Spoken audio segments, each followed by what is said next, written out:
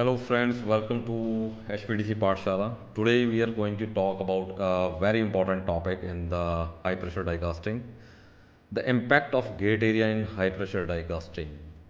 So we'll understand what happens when the gate area is too large or too small and how it is affect to the overall quality of our casting.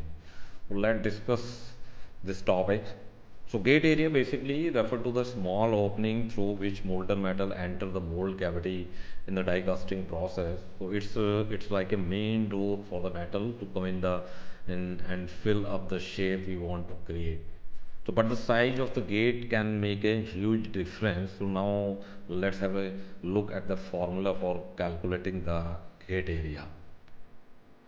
So here A is the gate area, Q is the flow rate, the amount of metal flowing per second, and the V is the velocity, how fast the metal is flowing through the gate. Simple, right? अब सोचिए अगर get area ज़्यादा हो जाए तो क्या होगा। और ये इसलिए मैं कह रहा हूँ कि कई बार क्या होता है कि एक तो डेली रूटीन के अंदर में हमारे सामने ये क्वेश्चन आता है और इंटरव्यूज में ये क्वेश्चन पूछा जाता है और पूछा जा सकता है कि गेट एरिया कम होगा और ज़्यादा होगा तो क्या होगा। तो सबसे पहले वेलोसिटी कम हो जाएगी अगर गेट एरिया हमारा ज़्यादा होगा तो।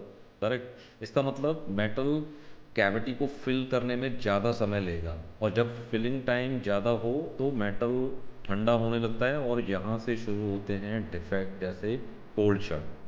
और सिर्फ इतना ही नहीं, प्रेशर भी कम हो जाता है जो मेटल को अंदर की गहराई तक यानी कि डीप कैविटी में पहुंचने में दिक्कत करता है।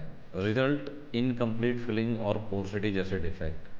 और सबसे बड़ी प्रॉब्लम फ्लैशिंग की, एक बड़े गेट एरिया से मोल्टन मेटल ज़्यादा और फ्लो करता है और फ्लैश बनता है जिससे रिवर्क और भी बढ़ जाता है और एफिशिएंसी जो है हमारी कम हो जाती है। अब देखिए, गेट एरिया बहुत कम हो तो क्या होता है, वेलोसिटी सडनली बढ़ जाएगी और जब वेलोसिटी हाई होती है तो टर्बुलेंस भी बढ़ जाता है। इससे होता है एयर इंटरप्टमेंट और गैस पोर्सिटी जैसे डिफेक्ट। और छोटे गेट एरिया का मतलब मेटल फ्लो को मेंटेन करने के लिए प्रेशर भी हाई चाहिए। ये डाई मशीन पर ज़्यादा स्ट्रेस डाल सकता है जिसकी वजह से डाई की लाइफ कम हो सकती है, मशीन की लाइफ जो है वो कम हो सकती है क्योंकि हाई प्रेशर गेट एरिया पर हमें बढ़ाने के लिए मशीन से जो है ज़्यादा पावर हमें लेनी होगी। तो दोस्तों ये समझना ज़रूरी है कि गेट एरिया का सही सिलेक्शन कितना इम्पोर्टेंट है ताकि बैलेंस फिलिंग, मिनिमम डिफेक्ट और डाई की लाइफ को जो है ऑप्टिमाइज किया जा सके।